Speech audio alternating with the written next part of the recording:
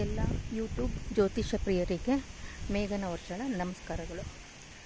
ಈ ದಿನ ನಾವು ವಾಸ್ತುಶಾಸ್ತ್ರದ ಬಗ್ಗೆ ನಾವು ತಿಳಿದುಕೊಳ್ಳೋಣ. ವಾಸ್ತುಶಾಸ್ತ್ರ ಸಾಮಾನ್ಯವಾಗಿ ಪಂಚಭೂತ ತತ್ವಗಳನ್ನು ಆಧರಿಸಿರುತ್ತದೆ. ನಾವು ವಾಸ್ತುಶಾಸ್ತ್ರದಲ್ಲಿ ದೇವಾಲಯ ವಾಸ್ತುಶಾಸ್ತ್ರ ಹಾಗೂ ಗೃಹ ವಾಸ್ತುಶಾಸ್ತ್ರ ಎನ್ನುವ ಎರಡು ವಿಧಗಳನ್ನು ನಾವು ನೋಡ್ತೀವಿ. ಮುಖ್ಯವಾಗಿ ಹಳೆಯ ಕಾಲದ ಒಂದು ಜನರ ಜೀವನವನ್ನು ನಾವು ತೂಗಿಸಿ ನೋಡುವಾಗ ವಾಸ್ತುಶಾಸ್ತ್ರದ ಬಳಕೆ ಬಹಳ ಉಪಯುಕ್ತ ಎಂದು ನಾವು ನಂಬಬಹುದು.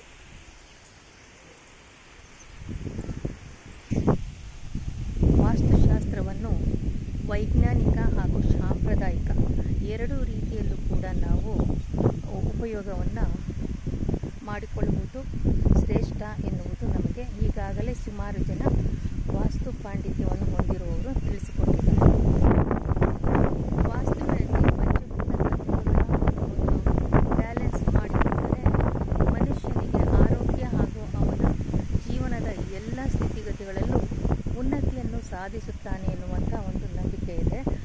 ಅಂದರೆ ಪಂಚಭೂತ ತತ್ವಗಳ ಉಪಯೋಗ ಹಾಗೂ ಅಷ್ಟದಿಕ್ಕುಗಳು ಮತ್ತು ಈ ಒಂದು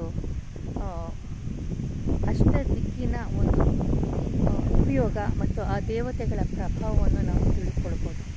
ಅದೇ ರೀತಿಯಲ್ಲಿ ವಾಸ್ತು ಪುರುಷ ನಮಗೆ ಇಲ್ಲಿ ವಾಸ್ತುಶಾಸ್ತ್ರದ ದೇವತೆಯಾಗಿರುತ್ತಾರೆ. ಎಲ್ಲರ ಮನೆಯಲ್ಲೂ ಸಹ ವಾಸ್ತು ಪುರುಷನ ಪೂಜೆಯನ್ನು ವರ್ಷಕ್ಕೊಮ್ಮೆ ಮಾಡಲೇಬೇಕು. ಇತ್ತೀಚಿನ ದಿನಗಳಲ್ಲಿ ಏನು ಮಾಡ್ತಾರೆ ಅಂತಂದರೆ ಗೃಹ ಪ್ರವೇಶ ಮಾಡಿದಾಗಷ್ಟೇ ವಾಸ್ತು ಪುರುಷನ ಪೂಜೆಯನ್ನು ಮಾಡಿಬಿಡ್ತಾರೆ. ಆಮೇಲೆ ಮಾಡ್ಕೊಳ್ಳೋದೇ ಇಲ್ಲ. ಸಾಮಾನ್ಯವಾಗಿ ಮನುಷ್ಯ ಹೇಗೆ ಅವನ ಪ್ರತಿ ವರ್ಷದ ಬರ್ತಡೇಗಳು, ವೆಡ್ಡಿಂಗ್ ಆನಿವರ್ಸರಿಗಳು ಈ ರೀತಿಯನ್ನು ಮಾಡ್ಕೊಳ್ತಾರೋ ಹಾಗೆ ದೇವಸ್ಥಾನದಲ್ಲೂ ನೋಡಿ ವಾರ್ಷಿಕೋತ್ಸವಗಳನ್ನು ಆಚರಣೆ ಮಾಡ್ತಾನೆ ಇರ್ತಾರೆ. ಈ ಥರ ಇದ್ದಾಗ ನಾವು ವಾಸ್ತು ಪುರುಷನ ಪೂಜೆಯನ್ನು ಆತನ ಬರ್ತಡೇ ಹೇಗೆ ಮಾಡ್ಕೋಬೇಕಂದ್ರೆ ಗೃಹವನ್ನು ಕಟ್ಟಿದ ದಿನ ಯಾವ ದಿನವಾಗಿರುತ್ತೋ ಆ ದಿನದಲ್ಲಿ ಪ್ರತಿ ವರ್ಷವೂ ವಾಸ್ತು ಪೂಜೆಯನ್ನು ಮಾಡುವುದು, ವಾಸ್ತು ಹೋಮ ಮಾಡುವುದು ಬಹಳ ಮುಖ್ಯ ಆಗಿರುತ್ತೆ.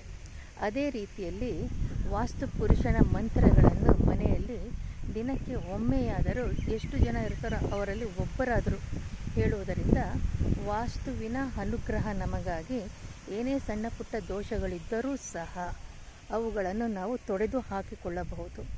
ಹಾಗಾಗಿ ವಾಸ್ತು ಪುರುಷನಿಗೆ ಬಹಳ ಮಹತ್ವ ಇದೆ.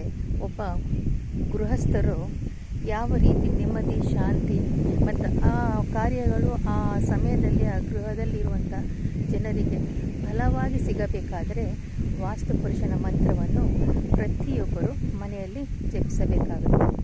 ಹಾಗೆ ವಾಸ್ತು ಪುರುಷನ ಶರೀರ ನಾವು ಹೇಗಿರುತ್ತೆ ಅಂತಂದರೆ ಇಡೀ ಒಂದು ಮನೆಯ ವಾಸ್ತು ಪುರುಷನ ಶರೀರವನ್ನು ಹೊಂದಿದ್ದು ತಲೆಯಿಂದ ಕಾಲಿನವರೆಗೂ ಕೂಡ ಆತನ ಕೈ, ಕಾಲು, ಶರೀರದಲ್ಲಿ ಸುಮಾರು ದೇವತೆಗಳ ಎಲ್ಲ ದೇವತೆಗಳ ಒಂದು ವಾಸಸ್ಥಾನ ಇದೆ ಎಂಬುದನ್ನು ಇಲ್ಲಿ ಹೇಳಿದ್ದಾರೆ. ಹಾಗಾಗಿ ವಾಸ್ತುಗಳಲ್ಲಿ ಯಾವುದೇ ಒಂದು ದಿಕ್ದೋಷವಾದಾಗ ಅದನ್ನು ಹೊಡೆಯದೇನೆ ಆ ದಿಕ್ಕಿಗೆ ಸಂಬಂಧಪಟ್ಟಂಥ ದೇವತೆಯ ಆರಾಧನೆಯನ್ನು ಮಾಡಿಕೊಳ್ಳುವುದರಿಂದಲೂ ಸಹ ವಾಸ್ತು ಪುರುಷನ ಒಂದು ಯಾವ ಮೂಲೆಯ ದೋಷ ನಮಗೆ ಉಂಟಾಗಿರುತ್ತೋ ಅದನ್ನು ನಾವು ಖಂಡಿತವಾಗಲೂ ಕೂಡ ಸರಿಪಡಿಸ್ಕೊಳ್ಬೋದು. ವಾಸ್ತುವಿನ ಮಾಹಿತಿಯನ್ನು ನಾನು ಸ್ವಲ್ಪ ಮಾತ್ರ ಇಲ್ಲಿ ಪರಿಚಯ ಮಾಡಿದ್ದೀನಿ. ಮುಂದಿನ ದಿನಗಳಲ್ಲಿ ಹೆಚ್ಚಿನ ವಾಸ್ತುವಿನ ಮಾಹಿತಿಯನ್ನು ಕೊಡಲು ಇಷ್ಟಪಡ್ತೀನಿ.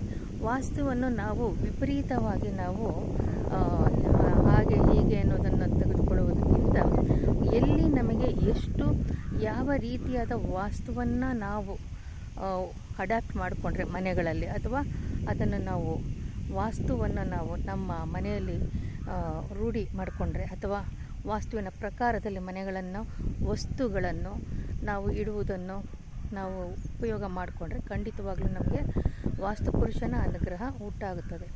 ಮನೆಯಲ್ಲಿ ನಾವು ಯಾವಾಗಲೂ ಕೂಡ ನೆಮ್ಮದಿಯಿಂದ ಬದುಕಬೇಕಾದ್ರೆ ವಾಸ್ತು ಪುರುಷನ ಆರಾಧನೆಯ ಜೊತೆಗೆ ದಿಕ್ಪಾಲಕರ ಆರಾಧನೆಯನ್ನು ನಾವು ಕೂಡ ಮಾಡ್ಕೋಬೇಕಾಗುತ್ತೆ.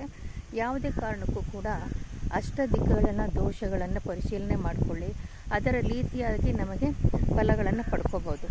ಒಂದು ವೇಳೆ ಪೂರ್ವ ದಿಕ್ಕು ದೋಷ ಆಗಿತ್ತು ಅಂದ್ಕೊಳ್ಳಿ, ಮನೆಯ ಹಿರಿಯರಿಗೆ ಅದು ತೊಂದರೆ ಉಂಟಾಗುತ್ತೆ. ಮತ್ತು ಈಶಾನ್ಯ ದಿಕ್ಕು ದೋಷ ಆದರೆ ಮನೆಯ ಗಂಡು ಮಕ್ಕಳಿಗೆ ತೊಂದರೆ ಉಂಟಾಗುತ್ತೆ. ಉತ್ತರ ದಿಕ್ಕು ದೋಷ ಉಂಟಾಗಿದರೆ ಹಣಕಾಸಿನ ವಿಷಯಗಳಿಗೆ ನಮಗೆ ತೊಂದರೆ ಆಗ್ತಾ ಇರುತ್ತೆ. ಪಶ್ಚಿಮ ದಿಕ್ಕು ದೋಷ ಉಂಟಾಗಿದರೆ ಉದ್ಯೋಗ ಮತ್ತು ಉನ್ನತಿಗೆ ಅದು ಧಕ್ಕೆಯನ್ನು ನೀಡ್ತಾ ಇರುತ್ತೆ. ಹಾಗೆ ಅಗ್ನಿಮೂಲೆ ಏನಾದರೂ ದೋಷ ಆಗಿತ್ತು ಅಂದರೆ ವಿವಾಹಗಳಲ್ಲಿ ಮತ್ತು ಆರ್ಥಿಕ ಪರಿಸ್ಥಿತಿಗಳಲ್ಲಿ ಮತ್ತು ಮಹಿಳೆಯರಿಗೆ ತೊಂದರೆ ಆಗ್ತಾ ಇರುತ್ತೆ. ಅದೇ ರೀತಿ ನೈಋತ್ಯ ಏನಾದರೂ ತೊಂದರೆ ಆಗಿತ್ತು ಅಂದರೆ ಮನೆಯ ಹಿರಿಯ ತಲೆಗಳು ಉಳಿಯುವುದಿಲ್ಲ ಮತ್ತು ಅನಾರೋಗ್ಯಕ್ಕೆ ಕಾರಣ ಆಗುತ್ತೆ ಅನ್ನೋದನ್ನು ನಾವಿಲ್ಲಿ ತಿಳ್ಕೊಬೇಕಾಗುತ್ತೆ. ಅದೇ ರೀತಿ ವಾಯುವ್ಯ ಮೂಲೆ, ಇದಂತೂ ಬಹಳ ಮುಖ್ಯ. ವಾಯುವ್ಯ ಮೂಲೆ ಏನಾದರೂ ತೊಂದರೆ ಇತ್ತು ಅಂದರೆ ಮನೆಯ ಹಿರಿಯ ಸ್ತ್ರೀಯರಿಗೆ ಅಥವಾ ಮನೆಯ ಒಡತಿಗೆ ತೊಂದರೆ ಆಗುವಂಥದ್ದು ಉಂಟಾಗುತ್ತದೆ. ಇದು ನಾನು ಅಲ್ಪ ಮಾಹಿತಿಯನ್ನು ಸುಮ್ಮನೆ ಪರಿಚಯ ಮಾಡಿದ್ದೀನಿ. ಮುಂದಿನ ದಿನಗಳಲ್ಲಿ ಹೆಚ್ಚಿನ ಮಾಹಿತಿಯನ್ನು ನೀಡೋದಕ್ಕೆ ಪ್ರಯತ್ನ ಪಡ್ತೀನಿ. ಈಗ ಇಷ್ಟು ಮಾತ್ರ ವಿಷಯವನ್ನು ಹೇಳಿದ್ದೀನಿ. ವಾಸ್ತುವಿನ ಬಗ್ಗೆ ಸ್ವಲ್ಪ ಎಲ್ಲರೂ ಕೂಡ ಗಮನ ಕೊಡಬೇಕನ್ನೋದು ನನ್ನ ಉದ್ದೇಶ. ಈಗಾಗಲೇ ಎಷ್ಟೋ ವಾಸ್ತುವನ್ನು ಕೆಲವರೆಲ್ಲ ತಿಳ್ಕೊಂಡಿದ್ದೀರ. ಆದರೂ ಕೂಡ ವಾಸ್ತು ಎಷ್ಟು ಅಗತ್ಯ ಬೇಕು, ನಮಗೆ ಎಷ್ಟು ಬೇಕು ಎಂಬುದನ್ನು ಮಾತ್ರ ನಾವು ಖಂಡಿತವಾಗಲೂ ಕೆಲವೊಂದು ಅಭ್ಯಾಸ ಮತ್ತು ವಾಸ್ತುವಿನ ವಿಷಯವನ್ನು ತಿಳ್ಕೊಂಡು ನಾವು ಅಡಾಪ್ಟ್ ಮಾಡ್ಕೋಬೇಕಾಗುತ್ತೆ ವಾಸ್ತುವನ್ನು. ವಾಸ್ತು ಪೌರಾಣಿಕವೂ ಹೌದು, ಹಾಗೆ ವೈಜ್ಞಾನಿಕವೂ ಹೌದು ಅನ್ನೋದನ್ನು ನಾವಿಲ್ಲಿ ಸಮರ್ಥನೆಯನ್ನು ಮಾಡಿಕೊಳ್ಬೇಕು. ಇಷ್ಟನ್ನು ಹೇಳಿ ಈ ಒಂದು ವಿಡಿಯೋದ ಒಂದು ವಿಷಯವನ್ನು ನಾನು ಮುಗಿಸುತ್ತೇನೆ. ಎಲ್ಲರಿಗೂ ಧನ್ಯವಾದಗಳು.